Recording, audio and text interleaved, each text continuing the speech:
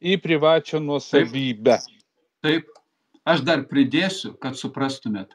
Lygiai tą patį broliai Latviai priėmė. Lygiai tą patį. Čia apie valdymą iš viršaus.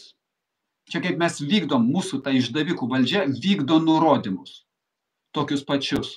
Ir ten jie paskui 24 valandas gali sėdėti jūsų namuose ir užtenka jiems įtarimo, kad jums su sveikata kažkas ne taip.